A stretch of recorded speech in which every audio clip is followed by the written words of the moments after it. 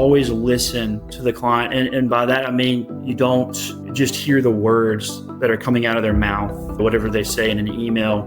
It's actually trying to understand their situation. It's so easy to kind of disconnect. But I think like if you actually try to understand what they're going through, like they are upset for a reason, and it's a legitimate reason. Like, why are they upset? Why are they talking about this? And you just kind of stop, and it's the role reversal thing. Put yourself in their shoes. That really helps me communicate with clients. This is RVA Trial Lawyers, Virginia's trial lawyer podcast, hosted by Sharif Gray and Niall Abuzaki. All right, we're back, RVA Trial Lawyers, and today we have the privilege of having a good friend, Dillon Hobbs, joining us from Birmingham, Alabama.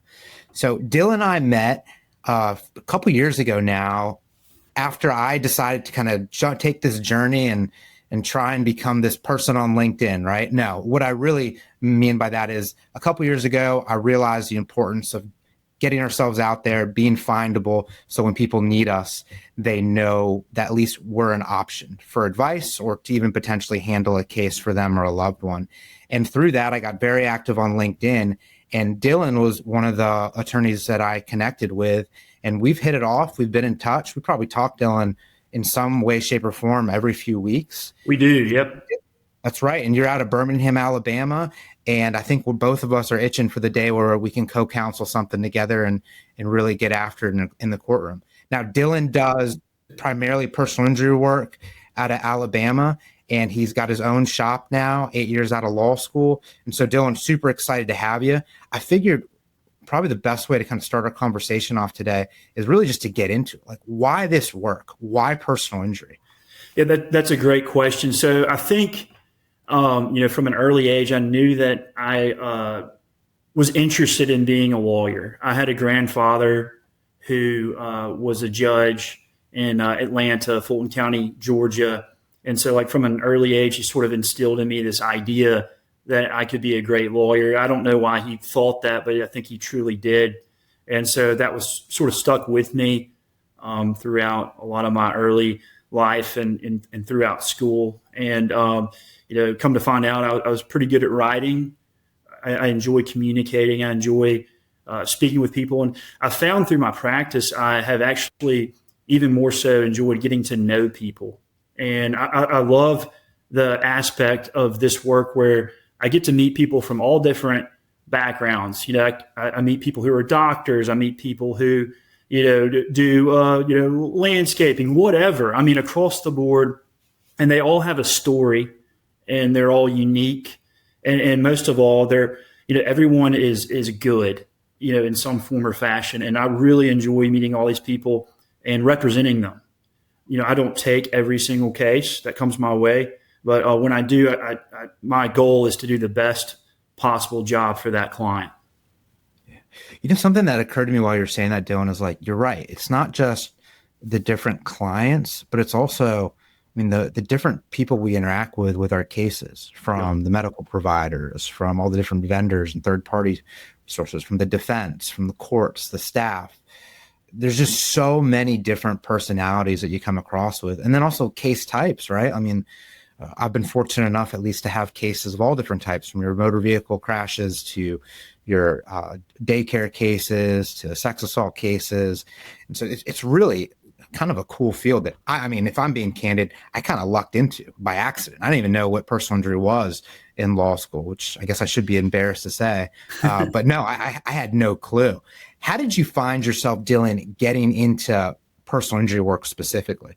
Yeah, so I just knew people who did that sort of work, and also knew people who, were on the other side of the bar who did defense work. But for some reason, I just seemed to gravitate more towards wanting to do plaintiff work. I clerked in law school with somebody who my family knows, a good family friend, and he's a phenomenal lawyer. I learned a lot from him, and it just really felt right. That was during law school. Right out of law school, I worked for a personal injury firm that really most of what I did there was kind of pre-suit stuff. So like, your pre-suit investigation, writing and sending demands, but I really wanted to be a litigator. And so after about 9 months, I left there, and I actually went in and I did insurance defense work for a little over 2 years before flipping back to plaintiff. And, I can tell you from being on the other side, I know that certain personalities might gravitate towards one side or the other for whatever reason, but I'm definitely where I'm supposed to be. I love being a plaintiff attorney, and I love doing personal injury work. And Dillon, before we got on this podcast episode, we were talking about, or I was sharing, I guess, war stories about dealing with clients, right? Like I think I told you that even today I got a call from a client, a great guy, very tragic case, severely injured, but also a man of limited means and needs money quickly, right? Is somebody who may not be able to withstand a year or 2 years of litigation. How do you handle those types of clients? Like, because ultimately I'm reminded that, like, at the end of the day, our job is to help our clients accomplish their goals. So even if, like me, I love going to trial, I love getting into litigation. If that's not in the interest of our client, right, then I guess I got to find a different way. But when you deal with those tough situations, how do you handle those? And I recognize there's probably no one right answer. Yeah. So first of all, Sharif, I think you hit the nail on the head. I think your head's in the right place. You've got to look out for your client's interest, and they are the client, and we are in a profession that is supposed to serve folks, in the legal sense. So I think you definitely hit the nail on the head. And yes, that's something we really should look out for is what is in the client's best interest and what do they want. So if I'm ever encounter with a difficult situation like you just explained, what I do is I try to, put on my lawyer hat and think about, what is for this case, just like any other case, what is for this case, what is the best course of action? How do we go about trying to achieve the best possible result for this case? And of course, that involves a client. So, whatever that may be, I will still tell that client, here's what I think we need to do. And then I try to tell them in a way that they can understand it, because, if I had never gone to law school and become a lawyer and I got involved in a situation where I needed someone like me, I would not have any idea what's going on. So I try to think like that, and I try to explain the situation in a way that person will understand. And I try to explain to them why I think this is what we should do. And then, if they still, in that case, had any objection to what I thought was best, again, they're the client. Then I think that I try to figure out, kind of like a plan B. What's the best way of going about, accomplishing what they want for their case? Because at the end of the day, as you said, it's their case. That's a really good point. So it actually kind of reminds me of something that we learned, and clearly I've forgotten about, but that we learned through the Jerry Spence method. So I had the opportunity to go out to Wyoming and do that 3-week course, and it was great. But one of the things that they really tried to instill in us is this idea of, or not this idea, but the practice of reversing roles, of like trying to put yourself in the shoes of whoever it is, defense attorney, judge, witness, client, right? And so what I'm hearing you say is like, all right, well, let's do that for a client. Like, yeah, I get it. They're struggling. I understand they're in pain. I understand they can't work. And now that I understand those things, I recognize how difficult the situation you are in. And as much as I can pretend, I can never truly put myself in that situation. Only you can experience it. But what I can do is do my best to appreciate the situation you're in and to work with you to help find an avenue that makes sense, the best avenue that makes sense for you. And you know what, Dillon, if I think I had done that this morning with that phone call, I think would probably be in a little bit better situation than we're in now. Not to say that the client's upset or anything like that, but just we don't have a clear path of how it's going forward. And so I think what you're saying is spot on. But I'll tell you, it's not easy to do, right? I mean, just we go through our day-to-day life and we're all self-absorbed, right? We're all thinking like, well, what do we need to do, or how is this going to impact us? It's hard to intentionally go about like thinking, all right, well, what is this person really thinking? What are they feeling? I agree. Yeah, it's really easy to get caught up in the four corners of your office. It's right. With the all the busy work that's involved and everything else. Well, what are some things you do to kind of help remind yourself, like, hey, stop. How do I make sure I'm present for this conversation with the client? So that's a really good question, and honestly, really hadn't thought about how I'm able to do that. But I think that the answer is listen. Always listen to the client, and by that I mean you don't really just hear the words that are coming out of their mouth or whatever they say in an email. It's actually trying to understand their situation, and I think that has really helped with how I approach talking to clients, is because it's so easy, because we've got so much going on. We're so busy. And for us, it's so easy to kind of disconnect. But I think like if you actually try to understand what they're going through, like they are upset for a reason, and it's a legitimate reason. Like, why are they upset? Why are they talking about this? And you just kind of stop. And again, it's kind of the role reversal thing. Put yourself in their shoes. That really helps me communicate with clients. And I imagine it builds trust in that relationship too, which Absolutely. is just so critical, right? 100%. I mean, it's just so critical. And I think there's even, now that my brain's spinning, I think there's an argument that this applies to trial work too, right? I mean, if we are able to kind of understand what the jury is feeling, what their thoughts, what their concerns are, and then if we can understand and appreciate that, then maybe we cater our trial presentation more so to assist them, which ultimately, if you assist them and you're able to build credibility in the process, and maybe on those close calls, they'll go in your client's favor. But 100%. I mean, Dillon, like I just took a sticky note out and wrote role reversal. So I think just this first few minutes of our conversation has already made me think I need to have like a permanent sticky note on my desk, because all the time feel like I'm juggling more than I probably should. And it's one of a million things to be done. And that's that phone call with the client. And so by taking the time and really having a meaningful conversation by listening, I think is something that I certainly need to work on. And what you mentioned a minute ago I think will make a difference. So hopefully my phone calls with clients tomorrow will be a little bit more fruitful. So thank you. Yeah, absolutely. Yeah, I'm not perfect in that way either, but I try to incorporate that in how I do things. So. No, and you said listen, right? And it's amazing to me how hard it is to actually listen, right? To listen without an agenda, without this feeling this need to like figure out, well, how you're going to respond, right? Like to actually listen, or even just simply, if you do the exercise and you go outside and you sit on a bench and you don't have your phone and you actually listen, and to hear the things that you wouldn't otherwise hear, it's kind of wild. Yep. And it makes you think like, yikes, we live in a kind of a twisted world, in the sense that like there are things right in front of us that we don't see, that we don't hear, just because of how busy we keep ourselves. But absolutely. Yeah, it's easy to get tired, and then sometimes it gets difficult to listen, Yeah.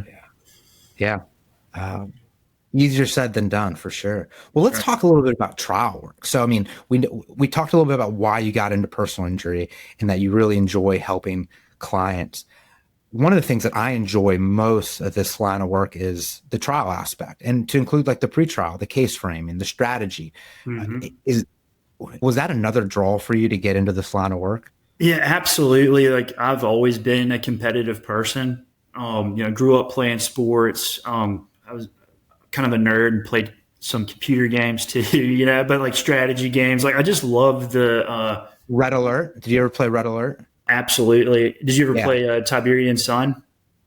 I don't think so. I've heard of it, but dude, I do remember Red Alert. I think it was even like, I remember like sitting in like this computer lounge or whatever with a bunch of friends, and like we were playing multiplayer, and no, it was awesome. I don't think it exists anymore, but yeah, that stuff is awesome. So sorry, I cut you off. I got excited when I heard video games, even though but the strategy aspect, like you said earlier, is absolutely such a draw for me. I think it's so interesting to think about what's the best way to put on this case, and what order should I present this evidence in, and how should I do it? Just like we talked about earlier, how should I talk to this client? Well, how should I portray this to the jury? Obviously, I'm going to be truthful, but you could tell the same story 50 different ways, and it makes a difference in how you do it. So, for example, Quentin Tarantino, you look at how he does his movies. Well, there's a reason that he does it that way, and that's because he's good at it. And so I think that also feeds into a trial attorney. There's so many good trial attorneys out there. I mean, great trial attorneys are probably way better than I'll ever be, but they got these books, right? And they've written them, and it's all, this wealth of knowledge. And you have to recognize they're great because that's who they are. And they've got a lot of great advice that you could also incorporate into what you do. But I think that everybody has to kind of figure out what works best for them. And so, that's actually one of the biggest draws about doing this is kind of they call it the practice of law, me evolving into the perfect me as a trial lawyer and a personal injury lawyer. That's so exciting to think about. I get really passionate when I think about that. Absolutely. Do you have just curious, but I always like to ask this, do you have a favorite part of the trial? I think that opening and close are, those are the classics, but I think that those are so important that I would say they're also my favorite because, primacy and recency are always a big part of anything. Tell us a little bit more about that, primacy and recency. Yeah. So, primacy and recency. So your first impression on a jury is so important because that's kind of when they get the idea of who you are, who your client is, and what is your case about. And so if you fail them in that regard, some people may go ahead, a lot of people go ahead and they'll make up their minds too at that time. And then obviously closing sort of your last opportunity to make your pitch, make the sell to the jury. And if there's anybody on the fence, hopefully you get them or maybe even flip some jurors to be on your side. In Alabama, we have to persuade all 12 jurors to side in our favor. So I think opening and close are really important parts of a trial. Do you all have voir dire in Alabama? Yes. And what does that look like? Is it open, kind of like what you hear about in California and Texas, or is it fairly restricted? I think it's for the most part open. It also kind of varies with the judge about, how what do they allow and what don't they allow. That makes sense. I've kind of had the same experience here in Virginia. Yeah. In terms of it can be very judge dependent, but historically it's been fairly limited. Now that said, there are states, I think South Carolina is one of them, that they don't have voir dire at all. It's not even. Yeah, I recently heard. Excuse me, they don't have attorney-led voir dire. There's some sort of process that I'm not familiar with in order to come to select a jury. And then also you see it in federal courts. You don't really have much attorney-led voir dire, which I think is a mistake, but it is what you have to do the best with the cards you're dealt, right? So that's right. But let's talk a little bit more then about kind of opening statement. Can you think of any opening statements that you've given or that you've watched that are really memorable and or something that you'd be interested in sharing? Sure. Yeah. I've seen a lot of great lawyers give great opening statements, but I guess my favorite opening statement that I ever gave, it wasn't like a huge catastrophic case, but it was an important case. And we had some facts that weren't necessarily the best facts. The optics weren't good for us, but I believed in the case and I thought that we were in the right, and I believed that. But during the opening, I couldn't really wrap my head around it about the best delivery. So I just kind of owned the bad facts and I talked about them. And then I just sort of mentions to the jury. And then this whole time, I do truly believe in my case. So I'm making eye contact with the jury. They're making eye contact with me. And I just had this like feeling like, okay, like, I think we got to get shot here. It was just sort of like this, osmosis going on. And so I was just like, look, you're going to hear Mr. So-and-so get up here and testify about X, Y, and Z. And it's up to you if you want to believe him or not. And I sort of just left it in their hands like that. And they ended up returning a very favorable result for that case. When you talk about talking about your bad facts in opening, tell me more about that. Yeah, so I think one of the worst mistakes you could ever make is not at least acknowledging bad facts in opening. And the reason is that, of course, that defense attorney, if they're any good, they're going to get up there and they're going to talk about your bad facts. So you better let that jury know about those bad facts, in my opinion, before the defense attorney does, because if you don't, I think that you're going to lose all of your credibility with that jury. And that's the last thing that you really want to have happen, because it reflects poorly on you and on your client, because it's your client's case. So I think that you really need to get out in front of all the bad facts in opening. Something that I've experimented with lately is to take those bad facts and to actually like turn them around into arrows. Sure. And so something that I've done, which I think has worked out okay, is, let's say I've had the chance to go to trial a couple times with clients who had felony convictions. And so typically old me would say, I want to run from that. I want to motion it out. I want to hide it. I don't want the jury to be aware of the fact that my client is a felon, right? But lately I've kind of started to be like, no, let's not motion this out. Let's embrace this, right? I mean, because this is just another opportunity to explain why the defense isn't paying full value to this client, why we're the reasonable people and they're the unreasonable people, because they're judging this person based on a felony conviction from years back, and they're ignoring the fact that this person's rehabilitated themselves and that the felony has nothing to do with why they were hurt, and that as a result, this person deserves the same justice that any other person would be, regardless of their criminal record. And one of the benefits that we have, right, and going back to what you're talking about with primacy, is as plaintiff's attorneys, we get to go first. So I can frame, right? We can frame the issues. We can say, we understand one of the reasons why we're here is because our client is a felon, and the defense is going to argue that you should not trust them. You should not consider that, and that person doesn't deserve the same level of justice as you and I. And in some respects, I think it's almost like taking a bad fact and almost leveraging it to make it helpful for our case. And so it's no longer really a bad fact. It's just another fact that helps what I believe kind of change the balance, right? Of like, who's the credible party? Who's a reasonable party? And especially in those cases where admitted liability, car wreck case, right? I mean, I think from the jump, it's hard for the plaintiff because everyone knows those cases settle. So they're probably thinking, they being the jury, I'm guessing are probably thinking, man, they must be too greedy, right? I'm sure and so if we can flip that and show that we're in this courtroom because of the defense and not us, I think that's a win. Absolutely. I agree with all that.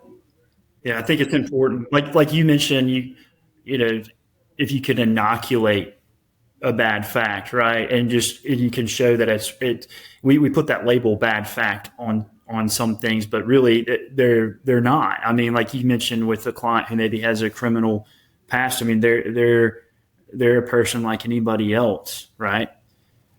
So yeah. And then also, I mean, now that I think about it, like there's some opportunity for gold there, right? Like someone who, let's say the felon did some time and now has rebuilt their life. I mean, Yikes. That's not easy to do at all, right? Absolutely, yeah. The clients that I've had with felony convictions, oftentimes their only real option for success is entrepreneurship, and that's not easy, right? So like to be able to tell that rehabilitation story and that story of resilience, I think now that I think about it, I think that's powerful. Very powerful. Yeah. I mean, everybody loves somebody who comes back from, a bad time in his or her life and is doing what they need to do to be, to get their life in order. I think that's very, very strong. The word resilience that you used is, Yeah. I think Why is really that though? Like, I agree with you 100%, right? But why is that? What is it about us that likes that story, that comeback story? Well, I think that it's easier to disregard someone who hasn't tried for whatever reason, in the sense that they just don't have those redeeming qualities. Like if they don't try to make their life better, then why should I feel any sympathy for this person? And I think that has a large part to do with it. There's a video, like a day in the well, it's not a day in the life because it definitely wasn't one day, but kind of like a day in the life video I saw a few years ago. I have a good friend. His name is Omar Qureshi. He's out of the Los Angeles area in California. And I remember he shot, actually going back to LinkedIn, he sent me a message on LinkedIn with this video clip, and it was by a lawyer out of Seattle, Washington. I believe her name is Karen. I might butcher her last name, but Karen Kohler, Koehler. And it was a video apparently that she played during the trial of her client who was in a catastrophic wreck. I mean, just horrendous injuries. But the video wasn't about the wreck. It was about the recovery, to the point where it showed the client doing the physical therapy over the course of who knows how long. I mean, from starting in the hospital bed all the way up to getting to what I guess we call maximum medical improvement, right? Or as good as they're going to get. And it was that resilience, that like victim to victor, if that's the right phrase, that's just super powerful. And I forgot what the verdict was in that case, but it was something much, much higher than I've ever got or probably even dreamed of. But it's just amazing how, because it goes against this idea of like, well, they're still hurt, right? They're still going to have to treat. They still have a broken leg. Woe is me, right? It's like, no. They were really badly hurt. And now look what they've done. They're as good as they're going to get. They're an proactive member of society. They're doing the best that they can. And that is just so motivating. And it resonates, I guess, with juries. So. Absolutely. I guess it's like we all love those sports movies where there's an underdog and there's a comeback story. For some reason, it just is something that it's easy to get behind. That's right. I tell you what, there's also a part of that, Dillon, that's like, it's kind of why I like this work.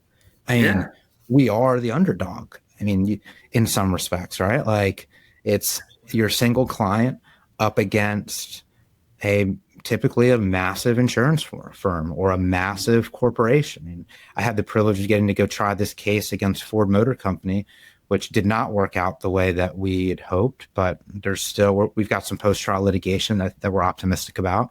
That's great. But just there's something really motivating about like going up against the man, right? And the big machine, and it makes it fun. It's absolutely. I know you're a great lawyer, and I know you work really hard on that. Sometimes it just it doesn't work out the way you want it. There's so much that's outside of our control, but I know that you were really passionate about that case, and you're a great lawyer. So I hope you get it turned around. But if not, on to the next one, right? No, that's right. And well, thank you for that. So I mean, I've got a lot to learn myself, but no, it was a hell of an experience. I'm glad I got it, and I was disappointed in the outcome, but it certainly was an experience that taught me a lot. Absolutely. And it kind of leads to something that I saw the other day, which was really encouraging. It's Nick Rowley, who I'm sure you're aware of, and many people who listen to this podcast is aware of. I mean, he's one of those celebrity trial lawyers, right? Like, he's flying around the country trying these massive cases, getting massive results. And I saw him come out with this post talking about how he just got a defense verdict in a case in Florida. And then how he started talking about, like, listen, like, this trial lawyers try tough cases, and you're not going to win every case. Right. And that's okay. Right. I mean, it's disappointing. It's frustrating. But as long as we're able to learn from that and continue the fight, then good on you. And I mean, looking back at kind of my case history, I mean, the last 2 cases I consider loss. It's the Ford case, and then we had a admitted liability car wreck case where we didn't beat the offer when it came to the verdict. So I considered that a loss, and it's discouraging, but we gotta somehow find ways to make sure we're there and we're giving our best efforts to the next client. And I think another thing, Dillon, it's also like something that I really struggle with and kind of look for ways to deal with. And I'd be interested in your take on this, is like the discouragement and like the fear of like, will this loss color my willingness or our firm's willingness to take that next case to trial?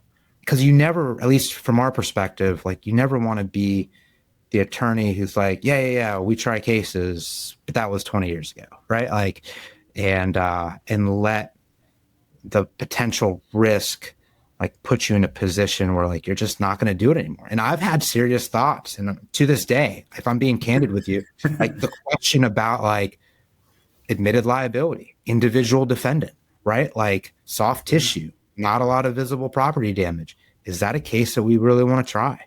Right. And like, there's been days recently, especially after this last verdict, which didn't go as well as we had hoped, where I'm like, no, like, I don't know if I want to. Like, I want the corporate defendant, right? I want the egregious punitive type conduct. So I don't know. What are your thoughts on all that? Yeah, no, I agree with you. Like, you definitely want the corporate defendant. There are cases that are much tougher to win and get a good plaintiff's verdict on. And I think that earlier you sort of mentioned, I think you're afraid about losing a case and if that's going to sort of dictate, the future decisions that you make. I think that when you become a trial lawyer, you sort of make that decision that, like we don't have an easy job. It's tough. We have a very difficult job, and you have to be willing to put in the time and effort knowing that you're taking on a lot of risk and that you may not win.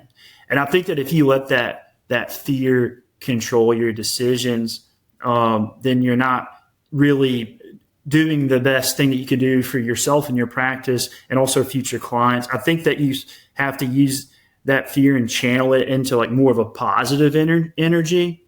And like you said, learn from your losses and try to just move forward. And like you said, learn from it.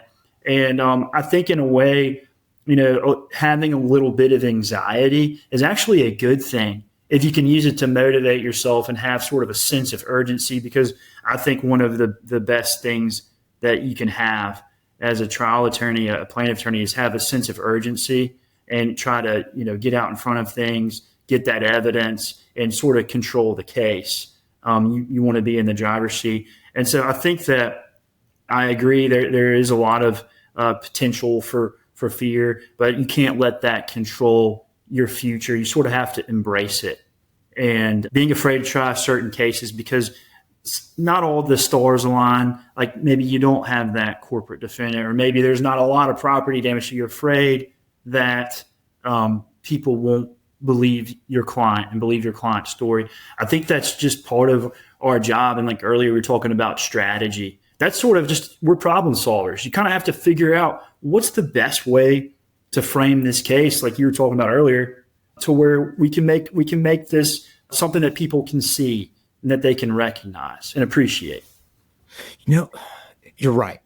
And sometimes I get, and I guess this is why probably focus groups and testing stuff and bringing other people in and getting their thoughts is just so important, because sometimes I even find myself, Dillon, being like, okay, yeah, I get it. It's got all those words. Yeah, I get it. Like it's, our client, I like our client, but I recognize my colleagues don't like our client. But I can still make something happen, right? Like I can still, it's almost like my ego gets in the way, and it's like, you can't, I can find a way to make it work, right? And I don't know, I think it's a double-edged sword, right? You want to have the confidence to be able to go there and get a good result, but you also want to be realistic. Oh, sure. Yeah. Like before, like it may not be the best decision to go try that case. Right. Maybe the best decision for that case is maybe you want to try to get a settlement. but don't let the other side know that. No, that's right. That's right.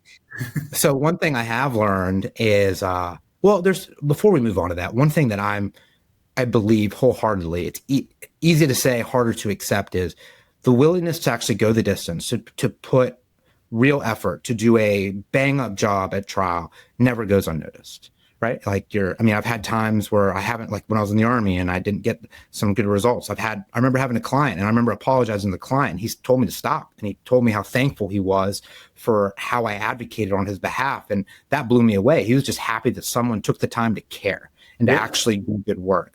But more so, that insurance company is going to remember that you said no to that offer and you went the distance. So your next client may be better off, right? When it comes to negotiations. Same thing with that defense lawyer. Same thing with the judge, right? When you file a case, you say, Judge, we need a trial date.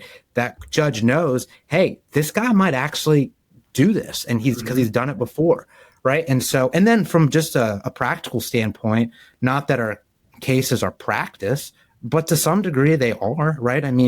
You can't just say I'm a trial lawyer and not try cases. You need to do it. And sometimes there are those cases that just, there's no resolution that's going to satisfy everyone. So you got to roll the dice and do the best you can. And so anyways, well, now you've helped me regain my confidence here, Dillon. So now I'm ready to guess. So give me the next difficult case, and I'll come up with reasons why I think we should try it. But because I do believe there's you can come up with 100 reasons to settle a case, any given case, right? And that's what like mediation is, which is like, we're not big fans of mediation because it's basically that you've got a retired judge for the most part saying like, well, you never know what a jury's going to do, or this is what's normal, and it takes time, and there's post-trial stuff, and so it's mediation, something that our firm actually has been shying away from for those reasons. But and then there's another thing that I've learned too is, post-trial stuff is real, right? Like you can bring on post-trial litigation and potentially leverage a settlement, right? So and there are opportunities to keep the case alive, and that's something that should not be forgotten. But sitting here, like I'm in Virginia, we've got our own way about the world when it comes to our civil justice system. We've got some kind of odd terminology, but I'm sitting here, I'm like, well, what is it like in Alabama? Like, what does that world even look like on the personal injury side? And I recognize, like, to you, it's normal, right? And Virginia would be this foreign world in some respects. But what is the personal injury bar like in Alabama? Are there a lot of lawyers? Is it a bunch of advertising firms, or more sophisticated type practices? Can you kind of help share with us what it looks like being an injury trial lawyer in Alabama? Yeah, so I think that we have so many great lawyers on. We got a lot of great defense lawyers too, but I'm talking about the plaintiff bar. We've got a lot of great personal injury plaintiff lawyers in Alabama. Our side of the bar is wonderful. I respect it. I think that everybody here that has a firm, believes in what they're doing. I think that you do have a good number of advertising firms, but you also got a lot of folks like me. Like I recently hung my own shingle. So it's pretty, I guess, diverse in that way. We've got the Alabama Association for Justice. So a lot of us plaintiff attorneys are members of that. And I think that's a great organization. It's there in place to make sure that, the rights of the people we represent don't get stripped away or eroded. So that's a great organization. But the climate here in terms of the judicial system, it's great. I think that we've got a lot of great lawyers who are filing lawsuits when they need to be filed and pushing for their clients' best interests. And there's a lot of really respectable trial lawyers around where I am as well. And so it's really a good environment for someone who wants to do plaintiff work, in my opinion. There are a lot of things in Alabama that I wish that we didn't have. Like, for instance, you have to persuade all 12 jurors. They all have to agree and, try to get 12 people to agree on anything. It's pretty tough. And then in Alabama, I don't know if you'll have offers of judgment in Virginia state court, but here in Alabama, the defendant can do an offer of judgment. and the plaintiff cannot. So I wish that was different. I wish we would at least get the opportunity to do it since the defense gets to do that. Alabama it's not a contributory negligence state, right? Or yes, okay, yeah, that's a good question. Yeah, so specific to state law here, yeah, we are a pure contributory negligence state. So 1% you're out. Well, so the 1% thing, it's easy for your mind to go there. Actually, the law on pure contributory negligence, at least in Alabama, is I think a lot of defense lawyers argue the 1% thing. And maybe even some of them get away with it, but they actually, contributory negligence is an affirmative defense that they assert, right? It's no different than us saying, hey, you're negligent. They're doing the same thing to us. So but what the law says is they've got that burden of proof. You have to prove it to the jury's reasonable satisfaction. So that's not 1%. You've got to meet the same burden of proof that the plaintiff does, because we don't have to prove 1%. We have to go beyond that and prove to the jury's reasonable satisfaction. So they actually have to do that too. Now, that being said, if it's found that our client's negligent, then they're supposed to be barred from recovering anything. I did not realize that. I, for whatever reason, thought it was North Carolina, Virginia, Maryland, and DC. I didn't realize Alabama was like that as well. But so we have similar rules. So, I mean, I agree with you. 1%, I think, is not a correct statement of the standard, but it is an affirmative defense. And one thing I will do, and I think it helps, I'm biased because it's something I kind of came up with, but I'll take that jury instruction and say, in order for you to come back and find contributory negligence, you have to be able to take your finger, point at my client, and say, you were negligent, and this is how you were negligent. But it doesn't stop there. You then have to say your negligence was the cause or contributed to the injury. So there's a two-step thing. And I think that has been a helpful approach for our cases. That said, it still makes the trip and falls, the premises cases just so terribly risky because you just don't know, right? But there's and to add on to that, Dillon, like there's an important distinction. It's not they could have done something differently. They should have done something differently. It's no. For them to be contributory negligent, you have to find that the plaintiff was in fact negligent, not that they could have necessarily done something different. And I mean, you see it all the time in your trip and fall type cases. And in those cases, it's like, you're damned if you do, damned if you don't, right? Like if you were watching every step, actually one of my partners from a previous firm, he and I tried a trip and fall case. And he made a really great point. And it was like, if this person was walking normally into the store and of course was looking ahead of her, right? Had she been, the defense was arguing, well, she should have been looking at every step she took. I was like, well, and my old partner, Ben Rand, awesome lawyer, got up and said, guys, like, if she'd been walking in the store, looking down and watching every step she took, and she ran into somebody and caused an injury or got injured because of that, they'd be in here calling her a moron, right? For saying, why in the world weren't you looking in front of you, right? So like, you can't really win. So anyways, I did not realize, Dillon, that you guys have contrib as well. So I tend to think that a 51% and you're out standard seems to make a little bit more sense and is more equitable. I understand why a pure comparative standard is probably a little ridiculous, right? The concept of the plaintiff could be 70% at fault, yet still recover something. I think that's hard for me to stomach. But that said, we're definitely in the 1%. It sounds like with you guys in Alabama. Yep. Well, something that like we always like to talk about is just a couple things. One, what's like a practical tip or skill that you think lawyers listening to this podcast should really focus on developing? It could even be something really small, right? But like that a lawyer can start doing now that would potentially make a difference in their practice, be it in the courtroom and depositions, in running their practice and dealing with clients. Is there anything that comes to mind that you do that's something you think really makes a difference? Absolutely. I think that it's very important to always do a very thorough job up front with your clients. Like when you have a new client, I think it's so important I like to meet with all my new clients, if possible, in person. Because I think what that does is, one, you're really doing a lot of things by doing that. You're establishing trust with that client. You're taking the time to show that client that you care enough to meet with them in person. And again, we do this all the time. We deal with cases all the time.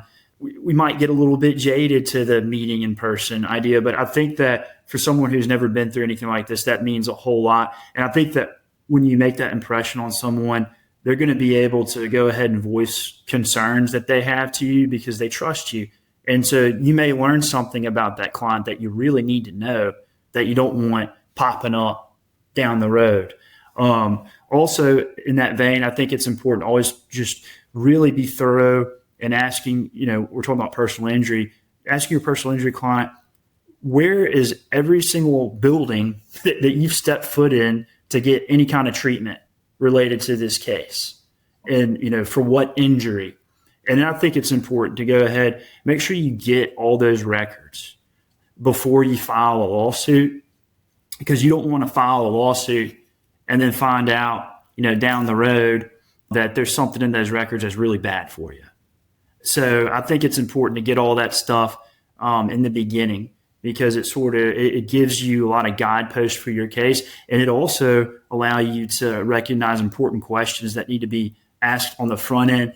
And what all that does is it allows you to start going ahead and preparing. I've seen you on a post, Sharif, talking about, preparing a case with an eye towards litigation, an eye towards trial. And I think that's what you have to do on the front end, is you have to go ahead and get in that mindset, and it requires maybe a little extra work. But once you do that, I think it makes it a lot easier after you file a lawsuit to start preparing your case for that trial. And that goes into strategy that we talked about. How are you going to frame your case? What facts are good? What facts are bad? So I think that if you do more stuff on the front end, like I talked about, it gives you more time to get ready for trial and do a good job, most importantly. I added another sticky note, so I need to make sure I'm doing a better job meeting my clients in person after we sign up. So no, man, I've got that plus the role reversal. So I've already learned a bunch of stuff. So last question, Dillon, if you could go back to when you graduated law school and give yourself some advice, what would that be? One thing I wish I had done differently is, and I think that more people who want to do what we do coming out of law school should also see this as an opportunity. And I think that it may have been you that posted about it one time. It's on LinkedIn. Consider doing work as a public defender, if that's an option that's available to you, or go into a setting where you're actually going to get to try cases, because more and more these days, I think less civil litigators try cases. So the opportunities for younger lawyers are becoming less and less these days. So I think that the only way you can really get better at trying cases is, besides the preparation and besides, maybe, reading some books about it and, just doing a good job, is actually get in the courtroom and try cases. That's something that maybe in law school, I wish I had recognized, well, if I want to try a ton of cases straight out of law school instead of later on, maybe I should, do something like that, like a public defender role or work, even in the prosecutor's office and try a bunch of cases. So. No, you and I couldn't be more perfectly aligned. And I look back and I remember my time in the JAG Corps in the Army, and I just didn't appreciate how incredible of an opportunity that was. Yeah. And I thought that what I was doing, the amount of cases I was handling, was the norm. And looking back, I'm so grateful I had that experience, because you're right. I mean, especially in civil practice, good luck getting in front of a jury. And it takes time. It takes real time and reps to get better. Now, granted, let's not forget the training piece too, right? It's one thing. Quality over quantity. I would rather have somebody with 5 good jury trials versus 20 jury trials which they didn't take any feedback off of. They just kind of went through the motion, right? So, and actually, Absolutely. On that note, before we close up, October 24th here in Richmond, we've got Voir dire to Verdict, where the podcast is hosting a conference, and we're starting basically have sessions going through the entire trial process. It should be a great event. I know, Dillon, you and I have talked about you potentially making the trip up. So yeah, that'd be awesome. If you're available, we'd love to have you, man. It'd be a lot of fun. I would love to. I've really enjoyed this. And like you mentioned earlier, us potentially doing a case together one day, that'd be a lot of fun. We've got a lot of similarities, so I think that would be a lot of fun. It would. We'll make it happen. Well, Dillon, this has been great, man. Yeah, absolutely, man. I appreciate it. Thank you for listening to this episode of RVA Trial Lawyers, Virginia's trial lawyer podcast. For more episodes, check out rvatriallawyers.com.